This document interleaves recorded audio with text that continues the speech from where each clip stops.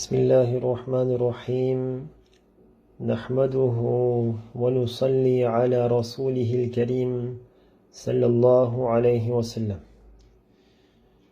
Alhamdulillah, durant ce mois de Ramadan, également même avant le mois de Ramadan, tous les programmes que nous avons fait jusqu'à présent, c'était pour recharger, booster notre foi, notre iman. Et la meilleure manière, la meilleure façon de charger notre iman pendant le mois de Ramadan et également pour l'après-Ramadan, pour après le mois de Ramadan, c'est Hubbullah, l'amour d'Allah subhanahu wa ta'ala. Chaque personne a besoin de motivation, d'encouragement pour faire donc un travail, donc de faire une action. Par exemple, qu'est-ce qui le motive à aller quitter donc sa demeure tous les matins et revenir le soir? Parce qu'il sait très bien qu'à la fin du mois, il y a un salaire, il a une commission dans cette tâche, dans cette activité. Donc il est prêt à faire l'effort. Il est prêt à aller au-delà maintenant de ses capacités. Et la meilleure motivation, c'est l'amour. Quand il y a l'amour, il y a maintenant l'envie de faire plus. Donc lorsque la personne, elle a l'amour d'Allah subhanahu wa ta'ala, elle aime Allah, elle fait facilement les ibadat, elle fait la prière, elle fait plus de salat, elle lira plus le Coran parce qu'elle a envie de converser avec Allah subhanahu wa ta'ala. Elle donnera plus en sadaqa parce qu'elle sait très bien que Allah, mon maître, mon bienfaiteur, mon créateur, il sera content de moi. Donc il est prêt. Et la personne, elle est proche, plus elle se rapproche d'Allah subhanahu wa ta'ala, et plus elle fera plus. Il y avait, donc cette histoire, une fois, il y avait un maître avec son esclave en train de voyager. Et pendant le voyage, il y avait donc, ils sont arrivés proches d'une mosquée. L'esclave pose la question, il demande la permission à son maître. Est-ce que je peux aller prier? Le maître n'était pas musulman. Le maître lui dit d'accord. Donc l'esclave, il va prier. Et après Salatul Jama'a, après la prière en groupe, donc les gens quittent la mosquée, mais l'esclave ne sort pas. Donc lui, le maître de l'extérieur, il dit, mais qu'est-ce que tu fais? Pourquoi tu ne sors pas? Il dit que je suis tellement, comment il dit, je suis en extase, tellement que j'aime mon maître, il m'interdit maintenant de sortir. De le sens qu'il était tellement bien dans ses ibadat, cela l'a empêché de quitter la mosquée. Et donc, il dit, mais qui est celui qui t'empêche? Il dit, c'est celui qui t'a interdit d'entrer ici. Donc là, c'est juste pour nous faire comprendre que vraiment, lorsqu'il y a l'amour d'Allah subhanahu wa ta'ala, la salat se fait avec, comment on dit, avec tranquillité, avec amour. Il y a l'envie de faire la salat. Que la salat est un cadeau et non un fardeau.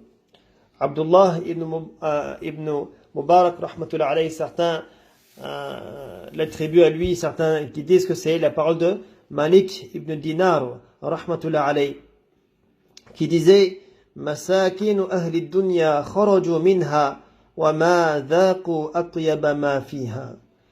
Donc les pauvres de ce bas monde, ils ont quitté ce monde. Ils ont quitté ce monde et ils n'ont pas goûté à la chose, comme on dit, la plus délicieuse, aux bonnes choses de ce bas monde.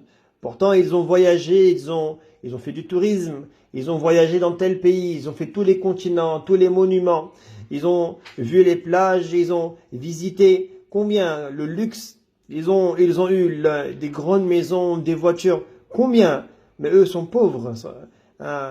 Ces gens pieux décrit ces gens-là en tant que des hommes pauvres.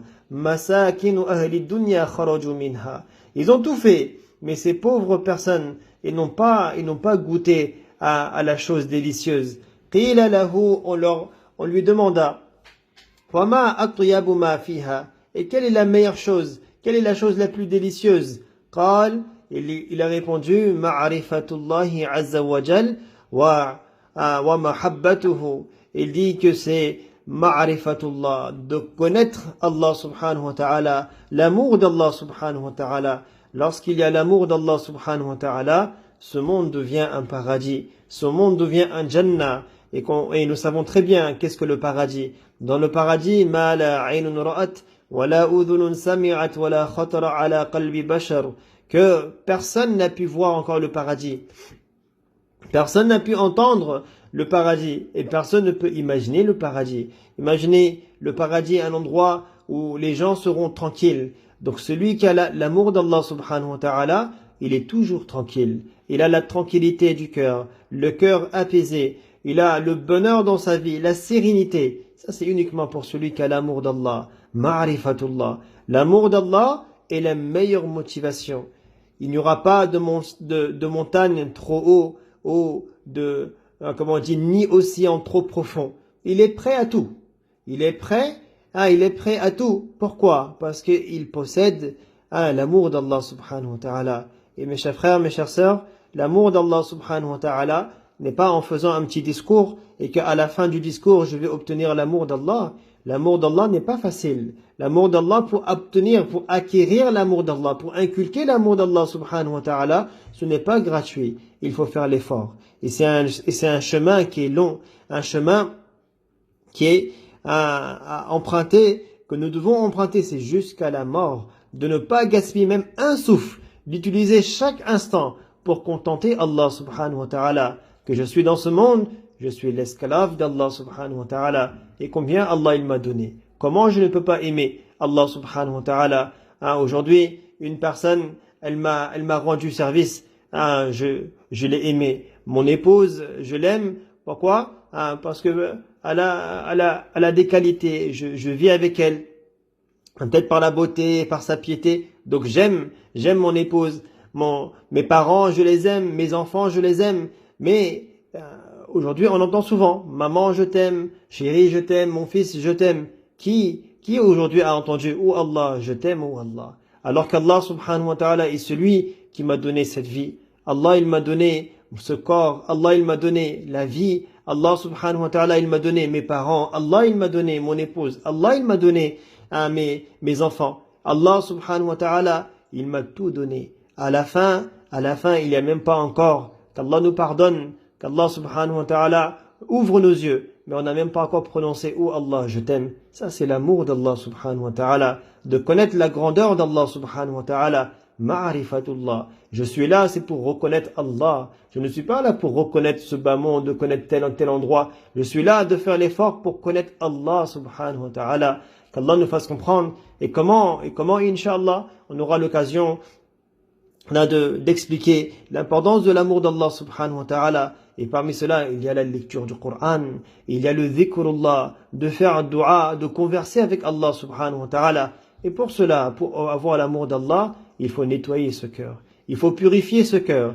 Et pour purifier ce cœur, la première étape, c'est de demander pardon à Allah subhanahu wa ta'ala, de quitter cette vie de péché, de mettre une croix à la désobéissance à Allah subhanahu wa ta'ala. Et à ce moment-là, à partir de ce point-là, on pourra peut-être penser que, Inch'Allah, l'amour d'Allah pourra pénétrer mon cœur. Mais tant qu'il y aura les péchés dans notre vie, que cette vie de péché, cette vie, d'extravagante, n'a pas été délaissée, on ne pourra pas obtenir l'amour d'Allah subhanahu wa ta'ala. Qu'Allah nous fasse comprendre, Inch'Allah. Wa akhiru da'wana alhamdulillahi rabbil alamin.